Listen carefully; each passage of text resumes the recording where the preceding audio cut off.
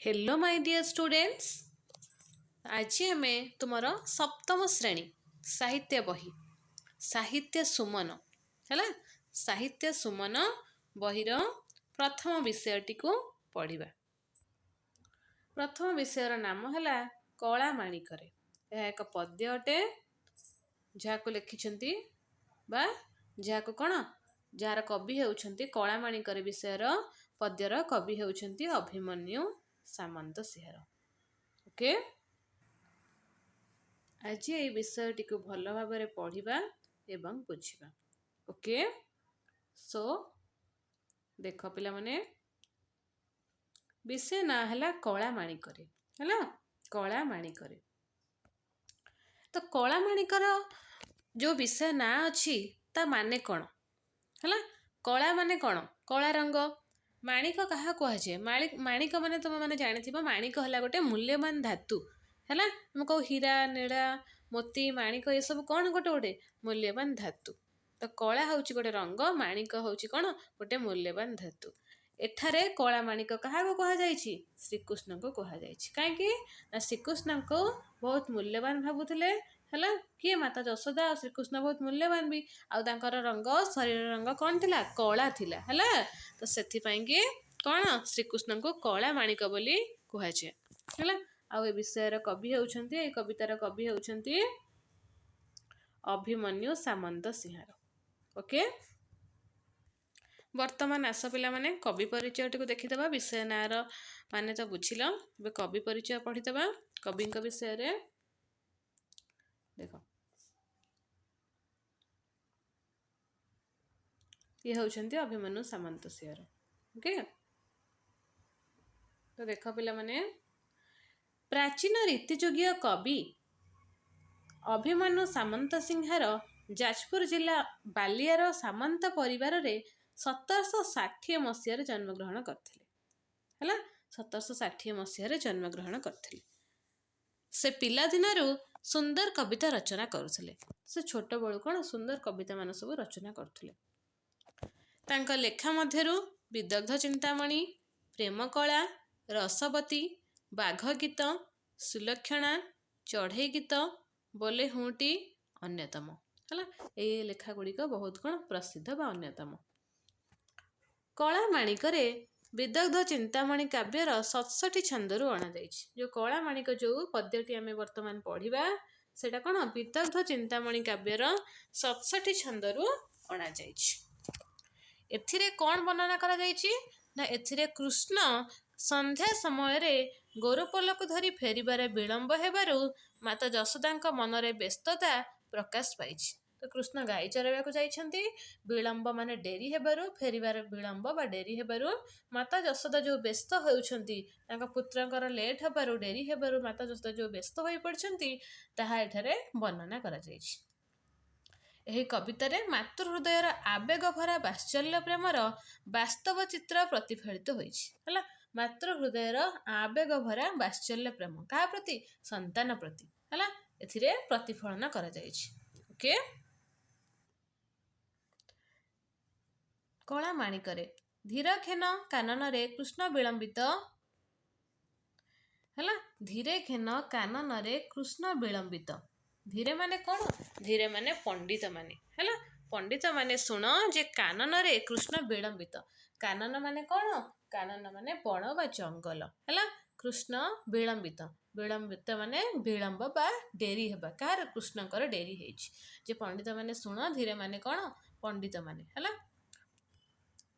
कानन रे माने कृष्ण कौन बनर आसीमार विलंब हेलाणी। वात्सल्य ममता घेनी भाड़ुछंती मात है। भाड़ुछंती माने कौन? झुरुछंती है। वात्सल्य ममता घेनी है माने मनरे वात्सल्य ममता है। ममता माने कौन? भल पाइबा। क्या प्रति? कृष्ण प्रति। निज हृदय भल पाइबा धरिकी हूँ कौन? घेनी माने धरी निज हृदय भल पाइबा धरी क्या प्रति? कृष्ण प्रति, पुत्र प्रति भाड़ुछंती माता माने झुरुछंती दुख प्रकाश करिछंती कि माता।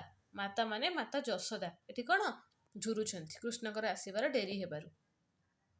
कला माणिकरे है माने कृष्ण को कहा जाइछि एठी कौन? कला माणिक। निधन संखाली मोर ଦରିଦ୍ର ପ୍ରସରା ଅନ୍ଧର ଲଉଡ଼ି ବାବୁରେ ହୃଦ ରତ୍ନହାରା କଳା ମାଣିକରେ। ସେ କହିଛନ୍ତି ନିଧନ ସଂଖାଳି ମୋର ଦରିଦ୍ର ପସରା। ନିଧନ ମାନେ କ'ଣ ନା ଧନହୀନ ହେଲା। ନିଧନ ମାନେ ଧନହୀନ ନା ନାଇଁ ହେଲା। ଧନହୀନ ସଂଖାଳି ହେଲା। ନିଧନ ସଂଖାଳି ମାନେ ଏଠି କ'ଣ ଦରିଦ୍ରର ମୂଲ୍ୟବାନ ପଦାର୍ଥ ମୋର ଦରିଦ୍ର ପସରା। ତୁମର ନିଧନ ମାନେ ଧନହୀନର କ'ଣ ମାନେ ସଂଖାଳି ମୋର ଦରିଦ୍ର ପସରା। ଦରିଦ୍ରର ନିଧନ ମାନେ ଧନହୀନ ପାଖରେ ଯଦି କିଛି ନଥାଏ ତାର ଯେତିକି ବି ଜିନିଷ ଥାଏ ତାର ସବୁ କିଛି ମାନେ ନିଧନ ସଂଖାଳି ମୋର ଦରିଦ୍ର ପସରା। ମାନେ ଦରିଦ୍ରର ପସରା ଦରିଦ୍ରର ସବୁ କିଛି ଯେମିତି ତାର କିଛି ଜିନିଷ ହୋଇଥାଏ ନିଧନର, ସେମିତି ତା ମା ତାଙ୍କ ପୁତ୍ର ପ୍ରତି ଏଥିରେ କହିଛନ୍ତି କ'ଣ ତୁମର ନିଧନ ସଂଖାଳି ମୋର ଦରିଦ୍ର ପସରା ହେଲା।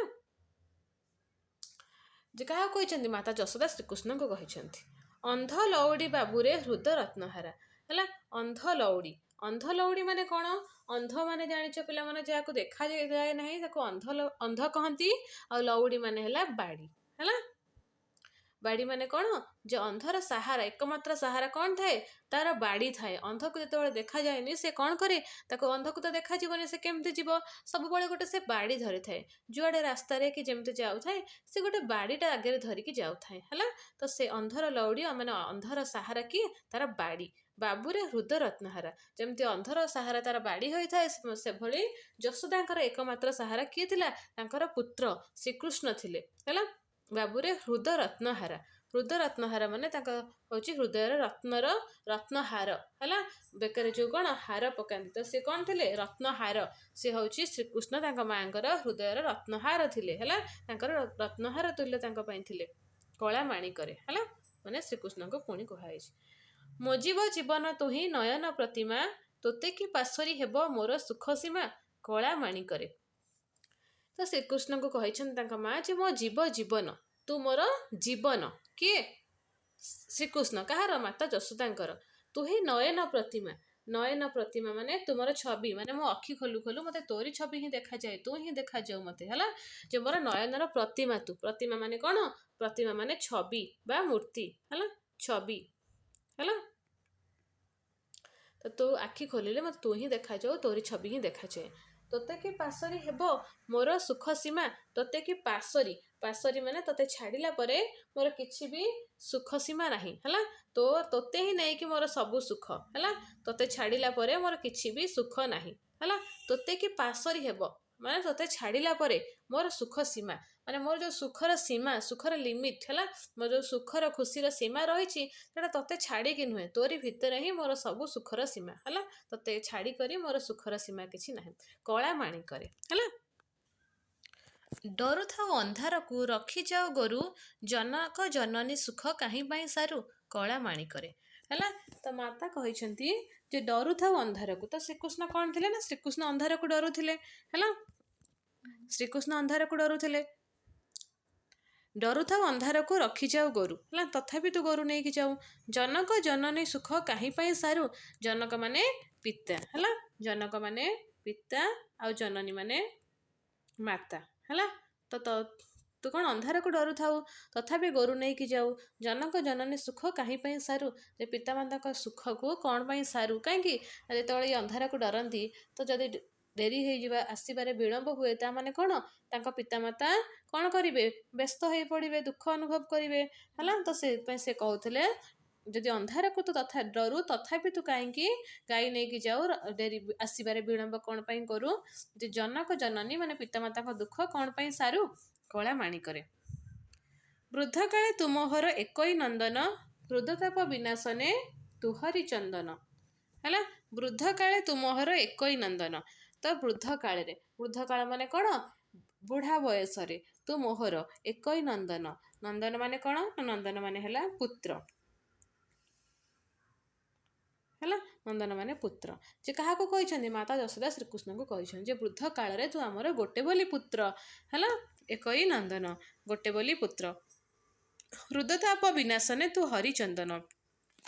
ତ ହୃଦତାପ ମାନେ ହୃଦୟର ତାପ, ବିନାଶନେ ମାନେ କ'ଣ ବିନାଶ କରିବାରେ କମେଇବାରେ ହେଲା, ହୃଦୟର ତାପ କମେଇବାରେ ତୁମର କ'ଣ ହରିଚନ୍ଦନ ହେଲା, ଚନ୍ଦନ ଯେମିତି ଆମେ ହେଉଛି ଶରୀରର ତାପ କମାଇବା ପାଇଁ ଚନ୍ଦନ ଲଗେଇଥାଉ, ତ ସେମିତି କ'ଣ ଚନ୍ଦନ ବ୍ୟବହାର କରାଯାଇଥାଏ। ସେଭଳି ମାତା ଯଶୋଦା ଶ୍ରୀକୃଷ୍ଣଙ୍କୁ କହିଛନ୍ତି ଯେ ତାଙ୍କ ହୃଦୟର ତାପକୁ ବିନାଶ କରିବାରେ କମେଇବାରେ ନଷ୍ଟ କରିବାରେ ତାପକୁ କ'ଣ ଦୂରେଇବାରେ କିଏ ସିଏ ସେ କୃଷ୍ଣ, ତାଙ୍କ ମାଙ୍କ ପାଇଁ ଚନ୍ଦନ ହରିଚନ୍ଦନ ହେଲା, କଳା ମାଣିକରେ। ତାପରେ ଗୋଟିକା ଅଧାମ ସର ନ ରୁଚୋଇ ତତେ, ନାଚି ଲାଞ୍ଚ ମାଗୁଥାଉ ଲବଣୀ କେମନ୍ତେ, କଳା ମାଣିକରେ। ଗୋଟିକା ଅଧାମ ସର ହେଲା, ତ ଗୋଟିକା ମାନେ କ'ଣ, ଗୋଟିକା ମାନେ କ'ଣ ନା ଗୋଟିକା ମାନେ ହେଲା ପେଡ଼ା ହେଲା, ଗୋଟିକା ମାନେ ପେଡ଼ା। ଅଧାମ ମାନେ କ'ଣ ନା ଅଧାମ ମାନେ ହେଲା ରାବିଡ଼ି ହେଲା, ଅଧାମ ମାନେ ହେଲା ରାବିଡ଼ି ହେଲା, ଏଇଠି ପିକ୍ଚର ଦେଇଛି ପିଲାମାନେ ହେଲା। ଗୋଟିକା ଅଧାମ ସର ନ ରୁଚୋଇ ତୋତେ, ସର ମାନେ ତ ତୁମେ ଜାଣିଛ, ତ ଗୋଟିକା ମାନେ ପେଡ଼ା, ଅଧାମ ମାନେ ରାବିଡ଼ି, ସର ନ ରୁଚୋଇ ତୋତେ ମାନେ ଇତ୍ୟାଦି ଶ୍ରୀକୃଷ୍ଣଙ୍କୁ ରୁଚେ ନାହିଁ, ରୁଚୁ ନଥିଲା। ନାଚି ଲାଞ୍ଚ ମାଗୁଥାଉ ଲବଣୀ କେମନ୍ତେ, କିପରି ତୁ ନାଚି ନାଚି ଲାଞ୍ଚ ମାଗୁଥାଉ ଲହୁଣୀ ଖାଇବୁ ବୋଲି ହେଲା, ନାଚି ନାଚି ଲାଞ୍ଚ ମାଗୁ କି ଲହୁଣୀ ଖାଇବୁ କଳା ମାଣିକରେ। ଜାଣିଛ ଶ୍ରୀକୃଷ୍ଣଙ୍କର ଲହୁଣୀ କେତେ ଭଲ ଲାଗେ ତାଙ୍କୁ ନା ନାହିଁ, କେତେ ପ୍ରିୟ ତାଙ୍କର, ତ ସେ ତାଙ୍କୁ ଅଲଗା କିଛି ଜିନିଷ ରୁଚେନି, ଯେତେ ଭଲ ଲାଗିଲେ ବି ସେ ସବୁବେଳେ ନା କ'ଣ ନ ଖାଇକି ସେ ଲହୁଣୀକୁ ଲାଞ୍ଚ ମାଗନ୍ତି। ତୋଳି ମୁଁ ଧଇଲେ ଗୋଳି ହୋଇଯାଉ ତୁହିଁ, ତୋ ଦୁର୍ବଳ ଦେଖି କାହିଁ ପଶିବ ଇ ମୁହିଁ, କଳା ମାଣିକରେ। ତୋଳି ମୁଁ ଧଇଲେ, ତୋଳି ମାନେ ଏଠାରେ କୋଳେଇକି ଧରିବା ହେଲା, ଯଶୋଦା ଯେତେବେଳେ ମାତା ଯଶୋଦା ଯେତେବେଳେ ଶ୍ରୀକୃଷ୍ଣଙ୍କୁ କୋଳେଇକି ଧରନ୍ତି, ସେତେବେଳେ କ'ଣ ହୁଏ, ସେ ଏତେ ପତଳା ଥିଲେ, ଏତେ ଦୁର୍ବଳ ଲାଗୁଥିଲେ ତାଙ୍କୁ, ଯେ ତାଙ୍କୁ ଗୋଳି ହେଲା ପରି ଲାଗେ ହେଲା। ତୋଳି ମାନେ କୋଳେଇକି ଧରିଲା ବେଳେ ତାଙ୍କୁ କ'ଣ ଗୋଳି ହୋଇଗଲା ବେଳେ ଶ୍ରୀକୃଷ୍ଣ ଲାଗନ୍ତି। ତୋ ଦୁର୍ବଳ ଦେଖି କାହିଁ ପଶିବ ହିଁ ମୁହିଁ ହେଲା, ତୋ ଦୁର୍ବଳ ଦେଖି ମାନେ ତୋର ଦୁର୍ବଳତା ହେଲା, ପିଲା ଯେତେ ସୁସ୍ଥ ସବଳ ଯାହା ବି ହେଲେ ମାଆଙ୍କ ଆଖିରେ ସେ ସବୁବେଳେ ଦୁର୍ବଳ ହିଁ ଥାଏ ହେଲା, ତ ସେଇଭଳି ମା ତାଙ୍କୁ ଦୁର୍ବଳ କହିଛନ୍ତି, ଯେ କହିଛନ୍ତି ତୋ ଦୁର୍ବଳ ଦେଖି ହେଲା, ତୋ ଯୋଉ ଦୁର୍ବଳତା ଦେଖିକି କାହିଁ ପଶିବ ହିଁ ମୁହିଁ କଳା ମାଣିକରେ। ଡାକିନି ଲୋଭାନ୍ତି ବୋଲି ଡରୁଥାଉ ମନେ, ବାର ବାର ବାରୁଥାଉ ଯିବା ପାଇଁ ବନେ, କଳା ମାଣିକରେ।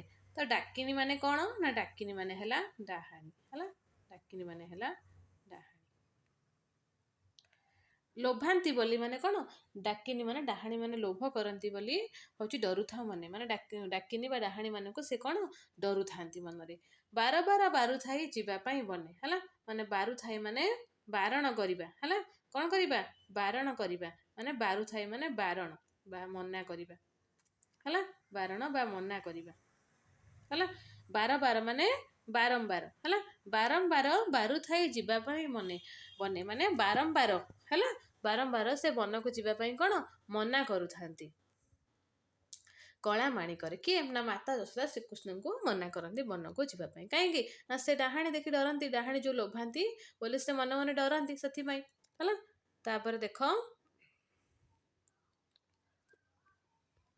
ନିଶାଚର ମାତିବାର ଶୁଭୁଛି ଶ୍ରୁତି କି, ନିଶାଚର ମାନେ କ'ଣ ରାକ୍ଷସ ବା ରାତ୍ରିଚର ହେଲା, ରାକ୍ଷସ ବା ରାତ୍ରିଚର। ମାତିବାର ମାନେ କ'ଣ ମାତୁଛନ୍ତି, ମାନେ ତାଙ୍କୁ ଜଣା ପଡ଼ିଲାଣି ସେଇମାନେ ସବୁ ରହୁଛନ୍ତି ରାତିରେ। ଶୁଭୁଛି ଶ୍ରୁତି କି ମାନେ ତାଙ୍କ କାନକୁ ଶୁଣା ଯାଉଛି ହେଲା, ନିଶାଚର ମାତିବାର ଶୁଭୁଛି ଶ୍ରୁତି କି ମାନେ କାନକୁ ଶୁଣା ଯାଉଛି ନିଶାଚର ମାତିବାର, ରାତ୍ରିଚର ବା ରାକ୍ଷସ ମାତିବାର। ମୁଁ ଡଙ୍କୁଣି ଛାଡ଼ିଦେଲି ବନକୁ କାହିଁକି, ତ ମାତା ଯଶୋଦା ନିଜକୁ ଡଙ୍କୁଣି ବୋଲି କହିଛନ୍ତି ହେଲା, ମାନେ ଯେ ନିଜକୁ ଖରାପ କରିକି କହିଛନ୍ତି, ନାଗୁଣୀ ବା ଯାହାବି ସେ ଗୋଟେ ଖରାପ ନିଜକୁ କହିଛନ୍ତି। ତାଙ୍କ ପୁଅକୁ ଏତେ ସବୁ ଅସୁବିଧା ସତ୍ତ୍ୱେ ଯେଉଁ ବଣକୁ ଛାଡ଼ିବା ପାଇଁ ଅନୁମତି ଦେଇଦେଇଛନ୍ତି, ସେ ପରେ ନିଜକୁ ଡଙ୍କୁଣି ବୋଲି କହିଦେଇଛନ୍ତି। କହୁଛି ନିଜକୁ ଡଙ୍କୁଣି, ଯେ ମାତା ଯଶୋଦା ନିଜକୁ କହିଛନ୍ତି ଯେ ମୁଁ ଡଙ୍କୁଣି, ଯେ ତୋତେ ବନକୁ ଛାଡ଼ି ଦେଇଛି ଏତେ ସବୁ ଅସୁବିଧା ସତ୍ତ୍ୱେ ବି, କଳା ମାଣିକରେ ହେଲା। ଝାଳ ବହୁଥିବ ଅଙ୍ଗୁ ଲାଗି ଝାଞ୍ଜି ଖରା, ଶ୍ରମ ପାଇ ତରୁ ତଳେ ବସିଥିବୁ ପରା, କଳା ମାଣିକରେ। ତ ଝାଳ ବହୁଥିବ ଅଙ୍ଗୁ ମାନେ କ'ଣ, ଅଙ୍ଗୁ ମାନେ ଶରୀରରୁ ହେଲା, ଅଙ୍ଗୁ ମାନେ ଶରୀରରୁ ଝାଳ ବହୁଥିବ କାହାର ଶ୍ରୀକୃଷ୍ଣଙ୍କର ହେଲା, ଅଙ୍ଗୁ ମାନେ ଶରୀରରୁ। ଲାଗେ ଝାଞ୍ଜି ଖରା, ତ ଝାଞ୍ଜି ଖରା ମାନେ କ'ଣ ନା ଝାଞ୍ଜି ଖରା ମାନେ ଟାଣ ଖରା ହେଲା, ଟାଣ ଖରା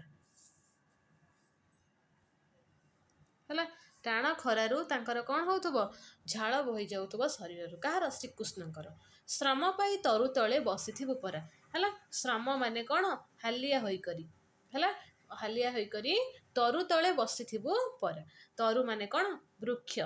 ହେଲା, ବୃକ୍ଷ, ଗଛ, ପାଦପ ଇତ୍ୟାଦି। ତ ବୃକ୍ଷ ତଳେ ବସିଥିବୁ ପରା, ଛାଇ ପାଇଁ। ହେଲା, ମାନେ ପରିଶ୍ରମ ଯୋଗୁଁ ଶ୍ରମ ପାଇ ସେ ଗଛ ତଳେ ବସି ଯାଇଥିବେ। କିଏ? ଶ୍ରୀକୃଷ୍ଣ କଳା ମାଣିକରେ। ତାପରେ ନେକ୍ସଟ, ନେଲୁ ନାହିଁ କାହିଁ ପାଇଁ ତୋ କଠାଉ ଛତା, ବନେ କଣ୍ଟା ଲାଗି ହୋଏ ମୃଦୁପାଦ ଚିନ୍ତା, କଳା ମାଣିକରେ। ତ ମାତା ଯଶୋଦା କହୁଛନ୍ତି ନେଲୁ ନାହିଁ କାହିଁ ପାଇଁ ତୋ କଠାଉ ଛତା, ଯେ କ'ଣ ପାଇଁ ତୋର କଠାଉ ଆଉ ତାର ଛତା ତୁ ନେଇକି ଯାଇନୁ? କିଏ କହୁଛନ୍ତି? ମାତା ଯଶୋଦା ଶ୍ରୀକୃଷ୍ଣଙ୍କୁ କହୁଛନ୍ତି। ତ କଠାଉ ମାନେ କ'ଣ ଜାଣିଛ? ଯେଉଁ କାଠର ଆଗରୁ ପିନ୍ଧୁଥିଲେ। ହେଲା, ଆଗରୁ ତ ଚପଲ ପିନ୍ଧୁ ନଥିଲେ, ତ କାଠର ଯେଉଁ ପିନ୍ଧନ୍ତି ସେଟା କ'ଣ? ପାଦରେ, ତାକୁ କଠାଉ କହନ୍ତି। ଛତା ମାନେ ତ ତୁମେ ଜାଣିଛ, ଯେ କ'ଣ ପାଇଁ ତୁ କଠାଉ ଆଉ ଛତା ନେଇକି ଗଲୁନି ବୋଲି ମାତା ଯଶୋଦା ଶ୍ରୀକୃଷ୍ଣଙ୍କୁ କହୁଛନ୍ତି। ବନେ କଣ୍ଟା ଲାଗି ହୋଏ ମୃଦୁପାତ ଚିନ୍ତା। ତ ବନେ ମାନେ ବଣରେ, କଣ୍ଟା ଲାଗି ମାନେ ପାଦରେ ଯଦି କଣ୍ଟା ଲାଗିଯିବ, ଚିନ୍ତା ହେଉଛି କାହାକୁ? ମାତା ଯଶୋଦାଙ୍କୁ। କାହାର? ନା ଶ୍ରୀକୃଷ୍ଣଙ୍କର ମୃଦୁ ପାଦ ଚିନ୍ତା। ତ ମୃଦୁ ମାନେ କ'ଣ? ନା କୋମଳ। ହେଲା, ମୃଦୁ ମାନେ କୋମଳ, ତାଙ୍କ କୋମଳ ପାଦର ଚିନ୍ତା ହେଉଛି କଳା ମାଣିକରେ। ହେଲା, ତାପରେ ନେକ୍ସଟ ଦେଖ, କାନ ଡେରି ଥାଇ ଏକା ତୋ ବେଣୁ ଗୀତକୁ, ଆଜି କିମ୍ପା ଶୁଭୁ ନାହିଁ ଭାବୁଛି ମନକୁ। ତ ମାତା ଯଶୋଦା ଭାବୁଛନ୍ତି ଯେ କାନ ଡେରି ଥାନ୍ତି କାହାକୁ? ଶ୍ରୀକୃଷ୍ଣଙ୍କର ବେଣୁ ଗୀତକୁ। ବେଣୁ ଗୀତ ମାନେ କ'ଣ? କାନ ଡେରି ରଖିଥାନ୍ତି ଯେ ଶ୍ରୀକୃଷ୍ଣ ଗାଈ ଚରେଇ କେତେବେଳେ ସନ୍ଧ୍ୟା ହେଲେ ଘରକୁ ଫେରିବେ। ଗୀତ ଗାଇ ଗାଇ ସେ ଫେରୁଥିଲେ, ତ ସେଇ ଯେଉଁ ଗୀତ ଶୁଣୁଥିଲେ ତାଙ୍କର, ସେଇ ଗୀତଟାକୁ କେମିତି ସେ ଗାଇ ଗାଇ ସେତେବେଳେ ତାଙ୍କ କାନରେ ବାଜିବ, ଜାଣିବେ ଯେ ଶ୍ରୀକୃଷ୍ଣ ଆସିଲେ ବୋଲି। କିଏ? ମାତା। ତ ସେଇ ଗୀତକୁ ସେ କାନ ଡେରିକି ଚାହିଁ ରହିଥାନ୍ତି ଶୁଣିବେ ବୋଲି। କିନ୍ତୁ ଆଜି କିମ୍ପା ଶୁଭୁ ନାହିଁ ଭାବୁଛି ମନକୁ, ସେ ହେଉଛି ମନେ ମନେ ଭାବୁଛନ୍ତି ଆଜି କିମ୍ପା ଶୁଭୁ ନାହିଁ, ଆଜି କ'ଣ ପାଇଁ ଶୁଭୁନି ତୋର ଯେଉଁ ବେଣୁ ଗୀତ, ଏପର୍ଯ୍ୟନ୍ତ ଆଜି କ'ଣ ପାଇଁ ଶୁଭୁ ନାହିଁ, ଏତେ ବିଳମ୍ବ ହେଲାଣି। ହେଲା, ତ ଏପର୍ଯ୍ୟନ୍ତ ସେ ଭାବିକି କେମିତି ତାଙ୍କର ଶ୍ରୀକୃଷ୍ଣଙ୍କର ବେଣୁ ଗୀତ କ'ଣ ପାଇଁ ଆଜି ଶୁଣାଯାଉନି, ଆଜି ହେଉଛି ତାଙ୍କ ମନକୁ ମନ ସେ ଭାବୁଛନ୍ତି। କ'ଣ ପାଇଁ? ନା ଶ୍ରୀକୃଷ୍ଣଙ୍କର ବିଳମ୍ବ ହୋଇଗଲାଣି, ସେଥିପାଇଁ ମାତା ଏତେ ସବୁ କାରଣ ଭାବି ଭାବି ମନରେ କ'ଣ ହେଉଛନ୍ତି? ବହୁତ ବ୍ୟସ୍ତ ହୋଇପଡ଼ିଛନ୍ତି। ହେଲା, ତେଣୁ ଏହି କବିତାରେ ବର୍ଣ୍ଣନା କରାଯାଇଛି କଳା ମାଣିକରେ। ତ ଶ୍ରୀକୃଷ୍ଣଙ୍କର ପ୍ରତି ଥିବା ମାତା ଯଶୋଦାଙ୍କର ବାତ୍ସଲ୍ୟ ମମତା ଯେଉଁ ଶ୍ରୀକୃଷ୍ଣଙ୍କ ବିଳମ୍ବ ହେବାରୁ ଏହି କବିତାରେ ବର୍ଣ୍ଣନା କରାଯାଇଛି। ହେଲା, ଭଲ ଭାବରେ ବୁଝିଥିବ ପିଲାମାନେ। ଯଦି ବି କିଛି ଡାଉଟ୍ ରହିଯାଉଛି ଦେନ୍ ତୁମେମାନେ ମୋତେ ପଚାରିପାରିବ କମେଣ୍ଟ ସେକ୍ସନରେ। Okay students, all the best.